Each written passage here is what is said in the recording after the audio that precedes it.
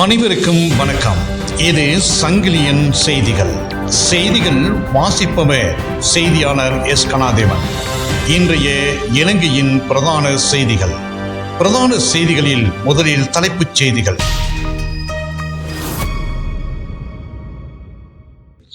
இந்திய மீனவர்களால் மீட்கப்பட்ட யாழ் மீனவர்கள். ட்ரம்பின் மிரட்டலை தொடர்ந்து ஈரான் மீது மீண்டும் ஏவுகணை தாக்குதல். யாழில் ஸ்ரீலங்கா டெலிகாம் ஊழியர் மீது வாள்வெட்டு தாக்குதல். பெட்ரோல் விலை உயர்வு அமெரிக்காவிலும் தாக்கம். நெடுந்தீவு பிரதேச அபிவிருத்தி தொடர்பில் வடக்கு ஆளுநர்களுடன் கலந்துரையாடல். பெருந்தோட்ட மக்களுக்கு தொடர்மாடி குடியிருப்புகள் பொருத்தமற்றவை, பிரதமரிடம் சிவில் அமைப்புகள் வலியுறுத்தி. இனி விரிவான செய்திகள். இந்திய மீனவர்களால் மீட்கப்பட்ட யாழ் மீனவர்கள். யாழ்ப்பாணத்தில் இருந்து கடற்தொழிலுக்கு சென்று காணாமல் போன 2 கடற்தொழிலாளர்களும் இந்திய கடற்தொழிலாளர்களால் மீட்கப்பட்டு கரை சேர்க்கப்பட்டுள்ளதாக தெரிய வருகிறது.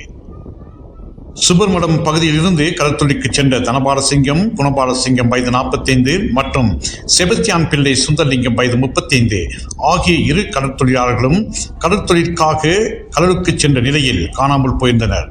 இந்த நிலையில் 2 கடற்தொழிலாளர்களும் இந்திய கடல் எல்லை பகுதியில் தத்தளித்த நிலையில் தம்மால் மீட்கப்பட்டு பாதுகாப்பாக வைத்திருப்பதாக பருத்தித்துறை கடற்தொழிலாளர்களுக்கு இந்திய கடற்தொழிலாளர்கள் தொலைபேசி ஊடாக தொடர்பு கொண்டு அறிவித்த நிலையில் அப்பகுதிக்கு விரைந்த பருத்தித்துறை கடற்தொழிலாளர்கள் குறித்த 2 கடற்தொழிலாளர்களையும் படகுடன் மீட்டு வந்துள்ளனர். ட்ரம்பின் மிரட்டலை தொடர்ந்து ஈரான் மீது மீண்டும் ஏவுகணை தாக்குதல். 25 பேர் பலி. இஸ்ரேல் படைகள் ஈரான் நகரங்கள் மீது நேற்று முன்தினம் நடத்திய ஏவுகணை தாக்குதலில் மேலும் 25 பேர் பலியாகினர். இதற்கு பதிலடியாக இஸ்ரேல் மீது ஈரான் நடத்திய தாக்குதலில் 2 பேர் பலியானதாக தகவல்கள் வெளியாகியுள்ளது. ஈரான் அரசு நிலையங்களின் மீதான தாக்குதல்கள் நிறைவடைந்ததாக இஸ்ரேல் தெரிவித்த போதும் மீண்டும் ஈரான் குடியிருப்பு பகுதிகள் மீது ஏவுகணை தாக்குதல்கள் நடத்தப்பட்டன. மேலும் பல்கலைக்கழகம் ஒன்றின் மீது தாக்குதல் நடத்தப்பட்டதாகவும் தலைநகரான தெஹ்ரானில் சில பகுதிகளுக்கு எரிவாயு விநியோகம் தடைப்பட்டுள்ளதாகவும் செய்தி வெளியானது. முன்னதாக அமெரிக்க ஜனாதிபதி டொனால்ட் ட்ரம்ப் ஹோர்முஸ் நீரிணையை 48 மணி நேரத்துக்குள் ஈரான் திறக்காவிட்டால் அவர்களை நகரத்துக்கு அனுப்புவதாக எச்சரித்த நிலையில் அவரது மிரட்டலை நிராகரிக்கும் விதமாக பிராந்தியம் முழுவதும் பேரழிவு ஏற்படும் என்று ஈரான் பதிலளித்துள்ளது. இது தொடர்பாக அறிக்கை வெளியிட்ட ஈரான் செய்தி தொடர்பாளர், பொதுமக்கள் வசிக்கும் பகுதிகளின் மீதான தாக்குதல்கள் தொடர்ந்தால் எங்களின் அடுத்த நடவடிக்கைகள் மற்றும் நடவடிக்கைகளால் மிகப்பெரிய பேரழிவை சந்திக்க நேரும் என்று எச்சரித்துள்ளனர். யாழில் ஸ்ரீலங்கா டெலிகாம் ஊழியர் மீது வாள்வெட்டு தாக்குதல். யாழ்ப்பாணத்தில் ஸ்ரீலங்கா டெலிகாம் ஊழியர் மீது வாள்வெட்டு தாக்குதல் மேற்கொண்ட குற்றச்சாட்டில் இளைஞர் ஒருவர் கைது செய்யப்பட்டுள்ளார். திருநெல்வேலி முருகன் வீதி பகுதியில் ஸ்ரீலங்கா டெலிகாம் ஊழியர் புதிய இணைப்புகளை வழங்கும் பணியில் ஈடுபட்டிருந்தனர்.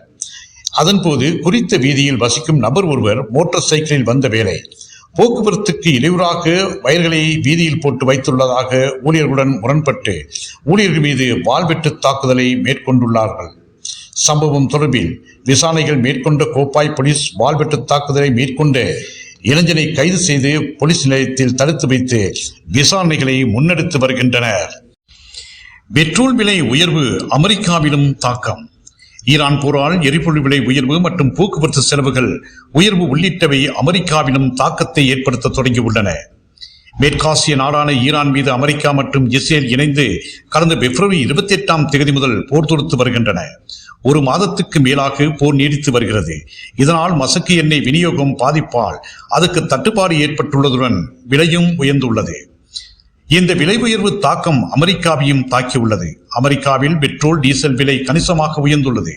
இதன் தாக்கம் விவசாயம், கட்டுமானம் மற்றும் போக்குவரத்து மட்டுமின்றி மற்ற தொழில்களுக்கும் பரவியுள்ளது. இ-கொமர்ஸ் நிறுவனமான அமேசான் எதிர்வரும் 17ஆம் தேதி முதல் விலைப்பட்டியலில் எரிபொருள் கூடுதல் கட்டணமாக 3.50% சேர்க்க திட்டமிட்டுள்ளது.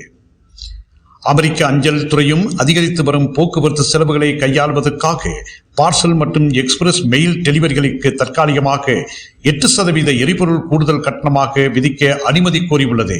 இது அனுமதிக்கப்பட்டால் இந்த விலை உயர்வு எதிர்வரும் 26ஆம் தேதி முதல் அடுத்த ஆண்டு ஜனவரி 17ஆம் தேதி வரை நடைமுறையில் இருக்கும் என்று கூறப்படுகிறது.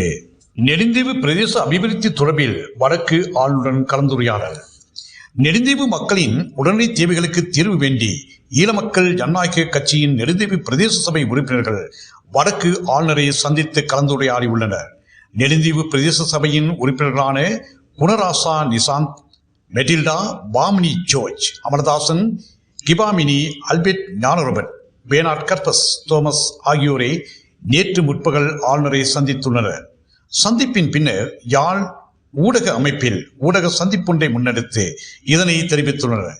இது தொடர்பில் மேலும் கூறியதாவது: எமது பிரதேசம் தற்போது குடிநீர், போக்குவரத்து மற்றும் வீதிகள் அபிவிருத்தி உள்ளிட்ட பல்வேறு பிரச்சனைகளுக்கு உடனடி தீர்வுகளை எதிர்பார்க்கின்றது. 3 பிரதான கோரிக்கையுடன் தீர்வுகளை பெற்றுக்கொள்ளவே நாம் ஆளுநரை சந்தித்தோம் என்று அவர்கள் கூறியுள்ளனர்.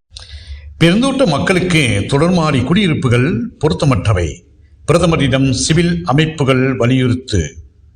பெருந்தோட்ட பகுதியில் வாழும் மக்களுக்கு தொடர்மாடி குடியிருப்புகள் பொருத்தமற்றவை என சிவில் சமூக பிரதிநிதிகள் குழு ஒன்று பிரதமரிடம் வலியுறுத்தியுள்ளது. டிட்வா புயலால் பாதிக்கப்பட்ட மக்களுக்காக பணியாற்றும் நாடு முழுவதும் உள்ள சிவில் சமூக அமைப்புகளின் பிரதிநிதிகளும் பிரதமருக்கும் இடையே அலரி மாளிகையில் நடைபெற்ற விசேட சந்திப்பின் போதே மலையக மீள் கட்டமைப்புக்கான சிவில் சமூக கூட்டிணைவு பிரதமர் ஹரணி அமரசூரியனும் இந்த விடயத்தை வலியுறுத்தியுள்ளது.